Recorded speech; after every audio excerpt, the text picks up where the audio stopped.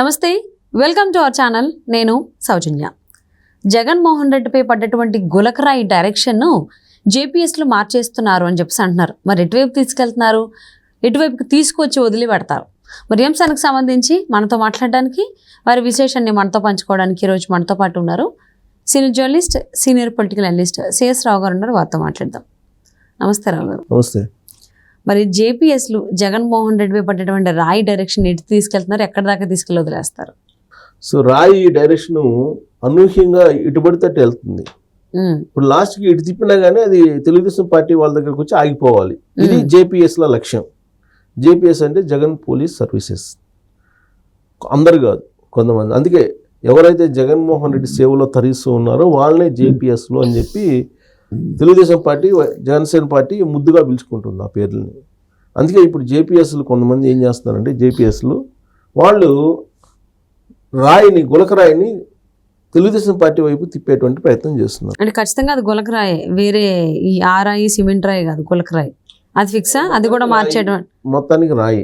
Okay, సరే, ఆ రాయి ఏంటి అనేది వాళ్ళు చెప్పలే. ఇంకా వాళ్ళు చెప్తారా, లేకపోతే లాస్ట్కి అది రాయి కాదు అని చెప్తారో. అంటే గులకరాయి అంటున్నారు. ఒక్కొక్కసారి ఏమో ఆ టైల్స్ ఉంటాయి కదా, ఫుట్ పాత్ మీద వాడేటువంటి ఆ టైల్స్ ముక్కలు అంటున్నారు. ఇంకొకరు సిమెంట్, ఏదో సిమెంట్ బండ్ అంటున్నారు, రకరకాలు చెప్తున్నారు. మొత్తం మీద రాయి. ఎందుకంటే కాంతిరాణ్ చెప్పారు కాబట్టి, విజయవాడ సిపి కాంతిరాణ చెప్పాడు కదా, రాయి అయితే తగిలిందని చెప్పాడు ఆయన. సరే, ఇది యాక్చువల్గా అది జరగంగానే ఇమీడియట్గా వైసీపీ వాళ్ళు అయితే ముందే ఇన్వెస్టిగేషన్ పూర్తి చేసేసారు. ఆల్రెడీ చంద్రబాబు నాయుడు మంచి ఎక్స్పర్ట్ని తీసుకొచ్చి చేయించాడు అని చెప్పి వాళ్ళైతే ముందే ఇన్వెస్టిగేషన్ క్లోజ్ చేశారు. ఆ తర్వాత ఇన్వెస్టిగేషన్ ప్రారంభమైంది, అసలు ఇన్వెస్టిగేషన్ ప్రారంభమైంది. సరే, ఇది ఎటు నుంచి ఎటు వస్తుందని అని ఒకసారి ఎక్స్పెక్ట్ చేస్తే తెలుగుదేశం పార్టీ వాళ్ళు కూడా ఎక్స్పెక్ట్ చేశారు ముందుగానే. ఎందుకంటే వైసీపీ వాళ్ళు ఇమీడియట్గా జరగంగానే బయటకు వచ్చి ఫిక్స్ చేశారు కాబట్టి, ఓహో ఇదేదో మన వైపు తిప్పుతున్నారు ఈ రాయిని అని చెప్పి ముందే ఎక్స్పెక్ట్ చేశారు. ఎక్స్పెక్ట్ చేసి ఢిల్లీ వెళ్ళిపోయారు. ఢిల్లీ వెళ్ళి ఢిల్లీలో కంప్లైంట్ చేశారు. ఏం చేశారంటే, మీరు దయచేసి ఆ కోడికత్తిని ఎన్ఐఏ చేసింది కదా, ఎన్ఐఏ విచారణ చేసింది కోడికత్తి వ్యవహారాన్ని 2019లో, దీన్ని సిబిఐ విచారించండి.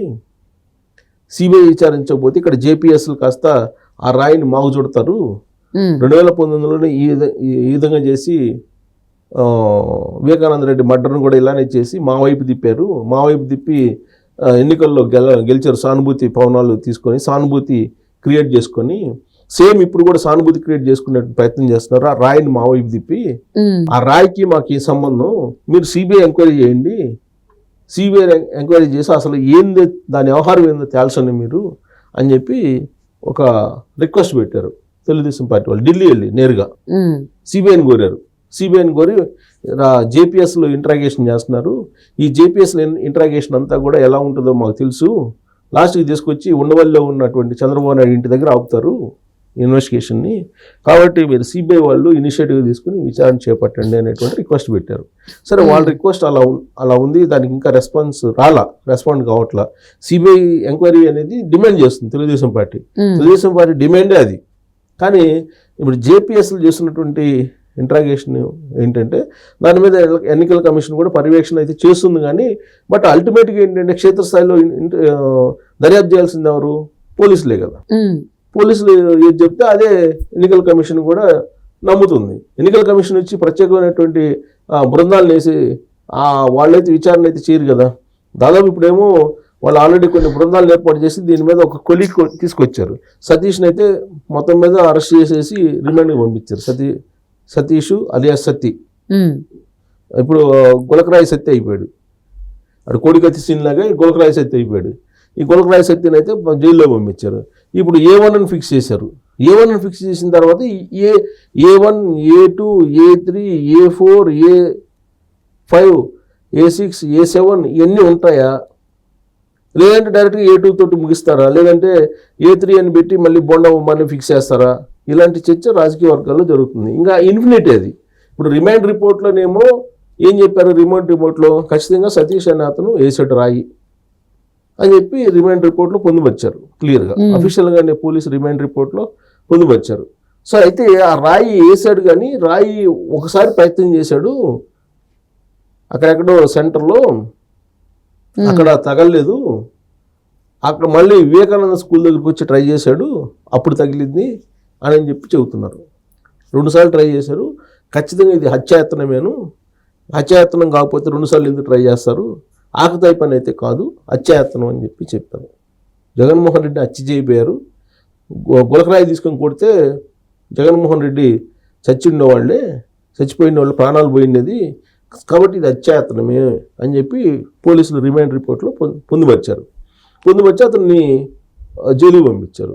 అయితే ఇప్పుడు అతని చేత చేయించింది ఎవరు అనే దాని మీద ఒక కంక్లూజన్కి వచ్చి దుర్గారావు అయిన అతను అతన్ని మోటివేట్ చేశాడు అని చెప్పి ఆ దుర్గారావుని అదుపులోకి తీసుకొని విచారిస్తూ ఇప్పుడు ఆ దుర్గారావు ఏం చెప్పారు అని అంటే రకరకాల స్పెక్యులేషన్స్ వస్తున్నాయి. పోలీసులు అయితే చెప్పలేదు, కానీ వస్తున్నటువంటి స్పెక్యులేషన్స్ ఏంటంటే ఆయన తెలుగుదేశం పార్టీ కాబట్టి తెలుగుదేశం పార్టీ వాళ్ళే ఒక నాయకుడు చేయించమని చెప్పారు, అందుకే నేను చేయించాను అనేది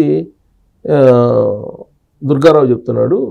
సో దుర్గారావు సతీష్ చేయించాడు, సతీష్ ఏమో చేశాడు, దుర్గారావు చేయించాడు, దుర్గారావు వెనక ఒక పెద్ద కుట్ర ఉంది, అది బోండా ఉమ. ఆ తర్వాత బోండా ఉమ వెనక ఇంకొక కుట్ర ఉంది, చంద్రబాబు నాయుడు. సో ఇలా తయారు చేస్తున్నారు. సో అంటే ఇప్పటి వరకు కేసులు అనేకం పెట్టారు కదా చంద్రబాబు నాయుడు మీద. ఇప్పుడు ఇన్నర్ రింగ్ రోడ్ పెట్టారు, స్కిల్ డెవలప్మెంట్ కేసు పెట్టారు, ఫైబర్ నెట్ ఉంది, ఇంకేమున్నాయి చాలా, లిక్కర్ ఇది పెట్టారు, లిక్కర్ పాలసీ దాని మీద ఇంకా ఏదో పెడుతున్నారు, చాలా పెట్టారు. వాళ్ళ కేసులు కూడా ఎన్ని ఉన్నాయి మా దగ్గర, మీరు ఎన్ని కేసులు పెట్టారు మాకు చెప్పండి, మాకు తెలియదు అని చెప్పేసి డీజీపీని కూడా అడిగారు. డీజీపీ అడిగితే డీజీపీ రెస్పాండ్ కాల. లాస్ట్ కోర్టుకి వెళ్ళారు. కోర్టుకి వెళ్తే కోర్టు సీరియస్ ఒక హెచ్చరిక చేస్తే అప్పుడు ఇచ్చారు. సో కాబట్టి ఎన్ని కేసులైనా పెట్టచ్చు. సో ఇప్పుడు ఆ కేసులో బహుశా A1, A2, A3, A4, A5 ఇలా రావచ్చు. A1 కింద సతీష్ ఎలా పెట్టారు, A2 కింద దుర్గారావు, A3 కింద బోండా ఉమ, A4 కింద అక్కడ పోటీ చేస్తున్నటువంటి అభ్యర్థి ఉన్నాడు కదా కేసినేని చిన్ని, A5 కింద చంద్రబాబు నాయుడు, A6 కింద లోకేష్, A7 కింద ఆ పార్టీ ఆఫీసులో ఎవరైనా ఉంటే వాళ్ళ పేరు, A8 కింద పవన్ కళ్యాణ్, A9 కింద. అంటే వీళ్ళందరూ కూడా కేవలం జగన్మోహన్ రెడ్డిని టార్గెట్ చేసే గులకరాయి వేయమని చెప్పారా, లేకపోతే వెల్లంపల్లి శ్రీనివాస్కా? అది ఇప్పుడు వస్తున్న లీక్ ఏంటంటే అసలు వైఎస్ఆర్ కాంగ్రెస్ పార్టీ వాళ్ళే వెల్లంపల్లి శ్రీనివాస్ కేస్తే మనకి సింపతి వస్తుంది, ప్లస్ కమ్యూనిటీ పరంగా కూడా అడ్వాంటేజ్ అవుతుంది, కాబట్టి వెల్లంపల్లి శ్రీనివాస్ని టార్గెట్ చేయండి అని చెప్పి వైసీపీలో ఉండేటువంటి కొంతమందే అతనికి డైరెక్షన్ ఇచ్చి చేయించారనేది ఇంకొక వర్షన్ కూడా వినపడుతుంది.